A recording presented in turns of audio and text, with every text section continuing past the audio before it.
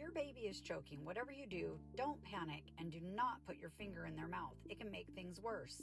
Instead, stabilize the baby's head and place it down and do 5 back slaps in between the shoulder blades, followed by 5 chest compressions with the heel of one hand. Repeat this series of 5 back slaps in between the shoulder blades and 5 chest compressions with the heel of one hand in between the nipples until the object is dislodged and the baby starts breathing.